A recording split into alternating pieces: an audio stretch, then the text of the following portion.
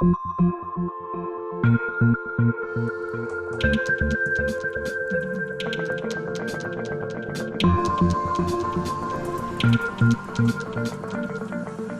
tal? Les habla Jorge Gestoso. En el programa de hoy, ¿cuál ha sido el secreto de Bolivia que ha llevado a su economía a ser la de mayor crecimiento en Sudamérica por los últimos 10 años? Se lo preguntamos a su ministro de Economía, Luis Alberto Arce, calificado por el Wall Street Journal como el artífice del resurgimiento económico del Estado plurinacional de Bolivia, que bajó 1/3 la pobreza. Luis Alberto Arce, una cálida bienvenida al programa. Jorge, muy amable por la invitación, a sus órdenes. Señor ministro, el 20 de octubre, elecciones presidenciales en Bolivia. El pueblo debe elegir entre dos modelos económicos. El que ustedes llaman económico, social, comunitario, productivo, versus el que presenta Carlos Mesa, que es el capitalismo neoliberal. ¿Por qué el suyo es mejor? Bueno, por los resultados. A un modelo se lo califica y se lo evalúa por los resultados. Bolivia, cuando empezamos a aplicar el modelo con la dirección del presidente Evo en el 2006, cambiamos el modelo, implementamos el modelo económico, social, comunitario, productivo, y al poco tiempo de implementado el modelo hemos empezado a tener resultados. Crecimiento económico, redistribución del ingreso, reducción de la pobreza, diversificación de la economía boliviana, inclusive el 2006 superávit fiscal, que empezamos luego de más de 66 años que Bolivia había estado persistentemente con déficit. El 2006 revertimos y fue la primera vez que tuvimos superávit fiscal. Entonces, resultados económicos, resultados sociales tras la aplicación de un nuevo modelo que es la antítesis del modelo neoliberal. ¿En qué consiste esa antítesis? Primero, las diferencias fundamentales, porque son muchísimas las diferencias que tenemos con el modelo neoliberal. El modelo neoliberal cree en el mercado como el mejor asignador de recursos, como el que, bajo la hipótesis de que el mercado es eficiente. Nosotros creemos en el Estado, que es el más importante actor de la economía. El neoliberalismo quería que el Estado se achique, que desaparezca de la economía, y nosotros creemos que es el actor más importante del Estado. Segunda diferencia, el motor de crecimiento económico. Para el modelo neoliberal, el crecimiento está basado en las exportaciones. Un expresidente boliviano que implementó el modelo neoliberal el año 1985, Víctor Paz Estenssoro. El año 85 lanzaba una frase que resume esto del motor del modelo neoliberal: exportar o morir. Así nos decía a los bolivianos el año 1985. ¿Y ustedes qué dicen? El crecimiento económico está basado fundamentalmente no en la demanda externa, las exportaciones, sino en la demanda interna.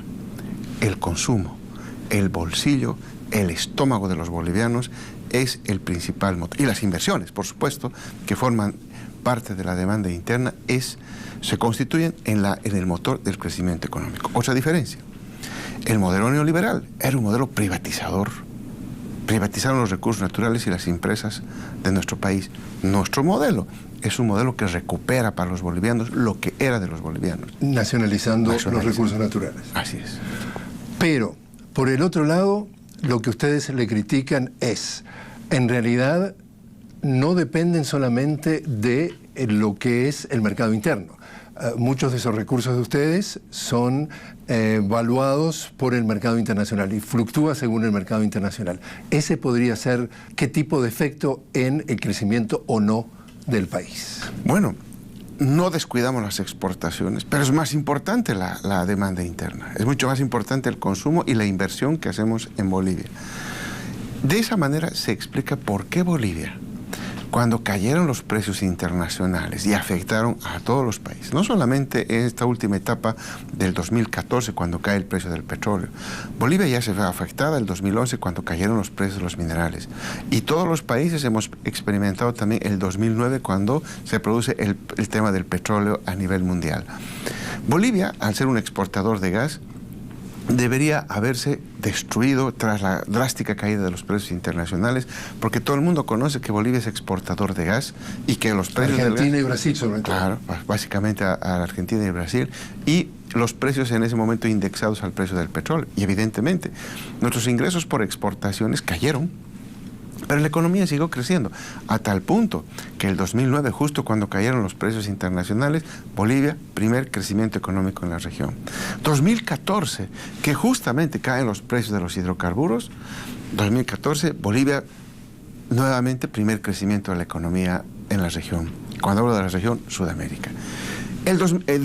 La oposición decía, es suerte, pero el 2014, primer crecimiento. 2015, primer crecimiento de la región. 2016, 17, 18, Bolivia lideriza el crecimiento económico aún con precios de exportación bajos. Y precisamente la CEPAL, es decir, la Comisión Económica para América Latina de Naciones Unidas, ratifica la medalla de oro para Bolivia en el 2019 desempeño. Ahora, Doña María y Don José en Cochabamba o en el valle de donde usted quiere elegir, ¿cómo le ha cambiado la vida al ciudadano de a pie boliviano, a Doña María y a Don José? La redistribución del ingreso, las políticas redistributivas del ingreso que ha aplicado el modelo económico bajo la dirección del presidente Evo, ha redistribuido el ingreso. Hay un estudio del Banco Mundial donde evalúa a todos los países del mundo. Ya no solamente estoy hablando de Sudamérica esta vez, sino estoy hablando del mundo. Un estudio que dice,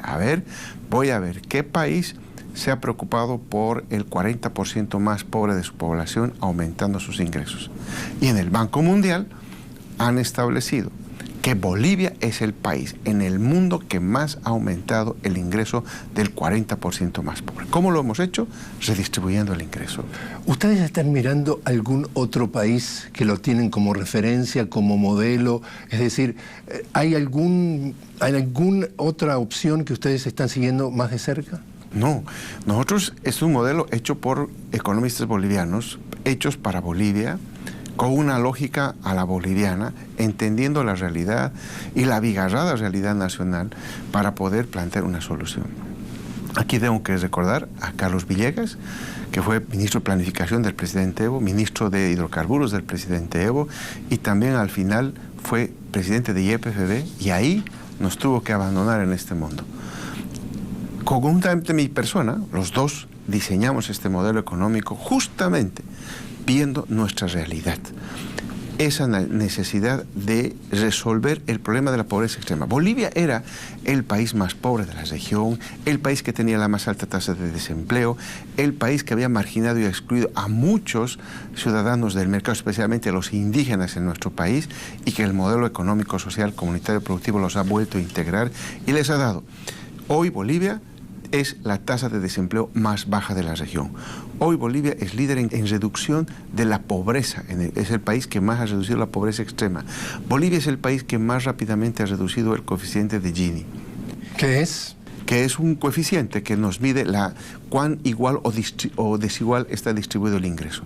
Entonces Bolivia, al reducir eso, quiere decir que está distribuyendo cada vez mejor el ingreso, y de ser conjuntamente Brasil el 2005 de los peores distribuciones en distribución del ingreso, hoy está entre los 5 mejores países de la región distribuyendo el ingreso. Señor ministro, lo invito a hacer una pequeña pausa. Estamos conversando con el ministro Luis Alberto Arce, calificado por el Wall Street Journal como el artífice del resurgimiento económico del Estado plurinacional de Bolivia, que bajó 1/3 la pobreza, precisamente sobre la situación en Bolivia y también en nuestra América Latina. Ya regresamos.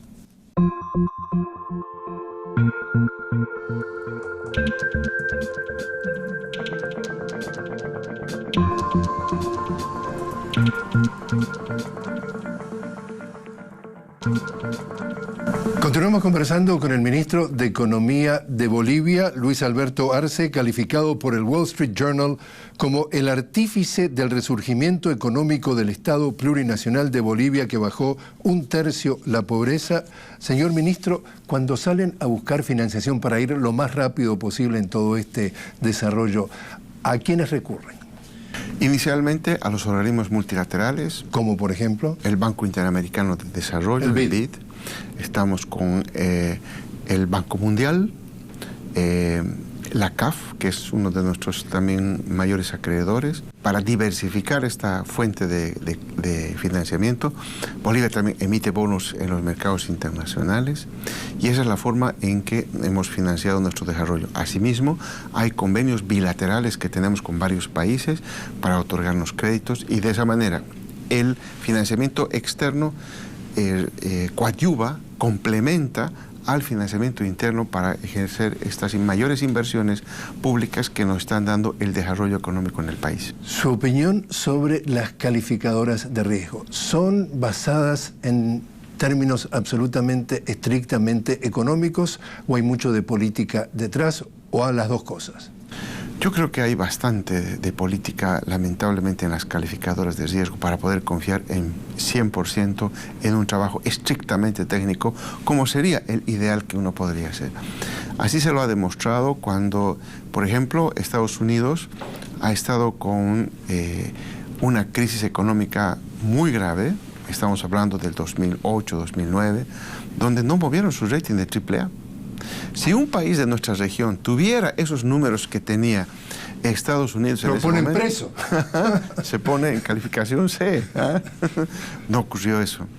Este último caso, que también es para reflexionar, el tema del BID, del Banco Interamericano de Desarrollo, por un tema político, por un tema netamente político, se suspende pues la reunión en China del Banco Interamericano por elementos estrictamente políticos. Porque quieren imponer un representante de Guaidó en nombre de Venezuela sacado de la galera. Eso definitivamente debería poner en riesgo la calificación del banco, ¿verdad? Como en nuestra América Latina tenemos la CAF, el Fondo Latinoamericano de Reservas, que son instituciones muy parecidas al Banco Mundial y al Fondo Monetario, por decirles algo, para hacer ver la similitud en América Latina, que ha sido creado con nuestros recursos como países.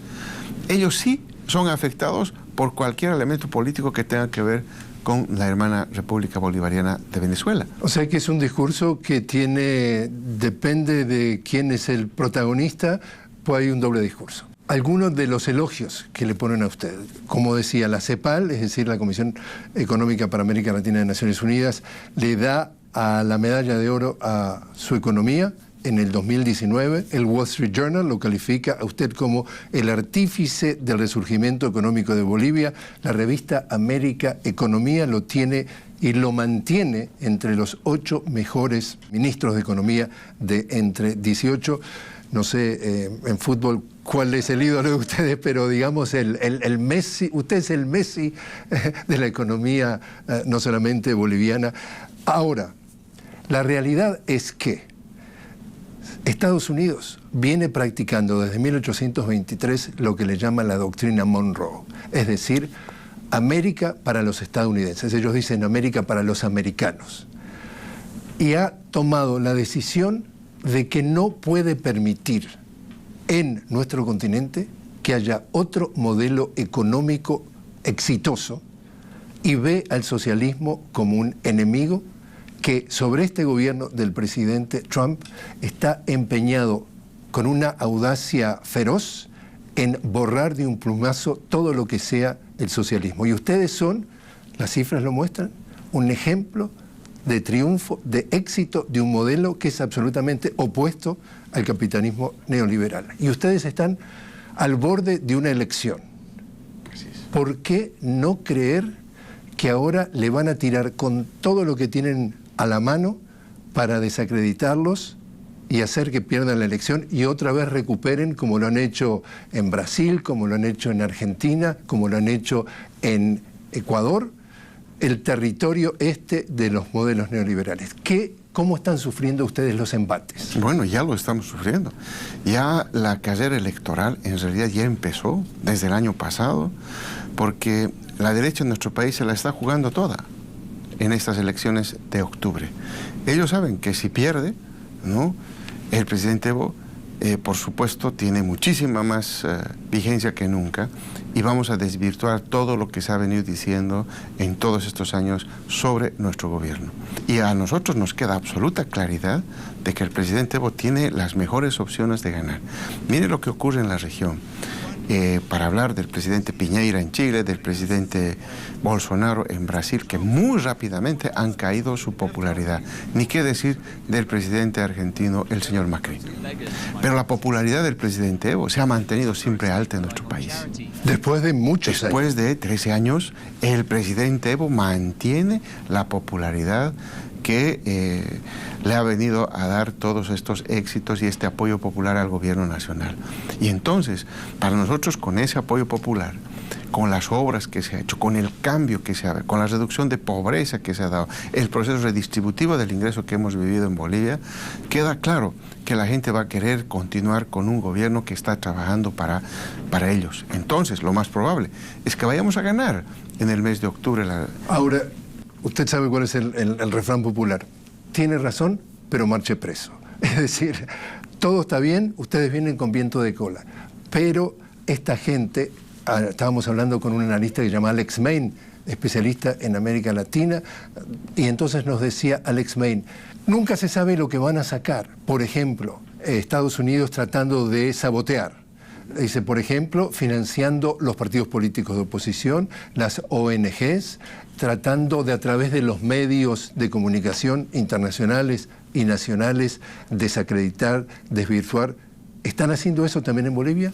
Por supuesto que se utilizan las redes sociales y la lógica de ellos es posicionar temas en las redes sociales para que luego medios de comunicación supuestamente periodísticos acreditados empiezan a replicar lo que se dice en las redes y de esa manera es la forma, el modus operandi con lo que se ha venido a hacer esta guerra. Fake news, noticia falsa. Por supuesto, fake news, distorsionan la realidad, empiezan a crear realidades que no existen para luego se reflejan en los medios de comunicación oficiales o pretexto de que se basan en lo que ocurre en las redes sociales. Fíjese usted, empieza en las redes sociales y luego eso se encarama en los medios de comunicación como un tema que sea de cuidado para la gente o que tiene que informarse, porque las redes sociales lo están diciendo.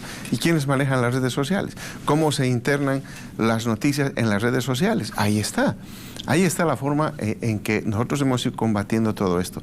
Se basan en la mentira, se basan en la distorsión de la información. Y lamentablemente, como sucede en todos los países, la desinformación de los habitantes son presas fáciles de estas fake news que se dan dando en las redes sociales y en todo tipo de canales de información que repercute y que se va posicionando poco a poco. Esa es la forma en que opera la derecha y la oposición en nuestro país. ¿Usted recuerda aquel activista de derechos civiles aquí en Estados Unidos, Malcolm X, de la época también de Martin Luther King? Y él tiene una frase famosa y dice, los medios de comunicación es la entidad más poderosa del planeta porque logra hacer al culpable inocente, al inocente culpable, y eso es poder porque manipula las mentes de las masas. Eso es lo que ha venido pasando en nuestra América Latina, por lo cual un continente que es rico, autosuficiente, que podría vivir muy bien, vive en el subdesarrollo y sin embargo votan por personajes como Bolsonaro. Lamentablemente sí, porque en el caso nuestro que hemos visto todo este tiempo, la lógica de la derecha es mentiras repetidas se hacen verdades. Esa es la filosofía que está detrás y muchas veces lo han logrado porque van posicionando mentiras y repiten. Es increíble como todos los voceros de todos los estratos y sectores hablan exactamente el mismo lenguaje, como si tuvieran un chip ahí que les permite hablar exactamente como si estuvieran adoctrinados o entrenados por algo. Programados para hablar así. Y claro, la gente va escuchando y es esa mentira repetida que ellos quieren que se traduzca en verdad. Señor ministro, lo invito a hacer una nueva pausa. Estamos conversando con el señor ministro Luis Alberto Arce, calificado por el Wall Street Journal como el artífice del resurgimiento económico del Estado plurinacional de Bolivia que bajó 1/3 la pobreza. Ya volvemos.